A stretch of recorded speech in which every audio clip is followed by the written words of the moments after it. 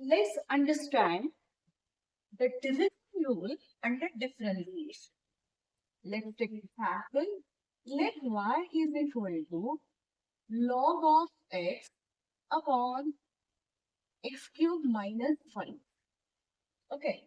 Now always remember, as I have already mentioned, even for the product rule of differentiation, while applying division rule and product rule, you must ensure that each of the term u and v should contain at least one single term x. So over here log x contains x and x cube is in terms of x. So let's go ahead with the division rule. U and v, in between the two, if the term is not following the x term, algebra term, in that case, you cannot use division rule or product rule. Let's continue. Now, let's apply.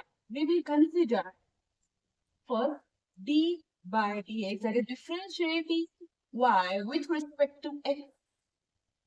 So log x upon x cubed minus 5. This will be u and this will be v.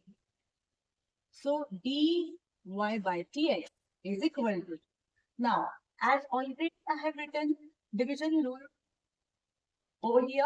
So v is, first we have to write x cubed minus 5 d by dx of log x minus log x d by dx of x cubed minus 5. So you have to copy this term with it without d by dx, differentiating the term. Now, what is v x cubed minus 5 bracket square? It should not be equal to 0, because if it becomes 0, in that case, there is no point to solve the question. The answer will be undefined always. So that's why v should not be equal to 0. Let's continue with x cubed minus 5. We will keep as it is. Now let's differentiate log x. The formula of the differentiation of log x is 1 upon x. Log x we will keep as it is because no differentiation needed over here. Now let's differentiate this. See, while differentiating, remember that first see the term in your mind.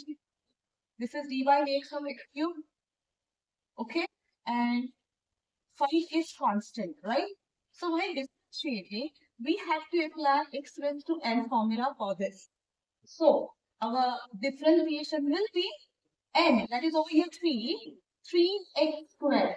As far as constant is 5 concerned, while differentiating any constant, it is always 0.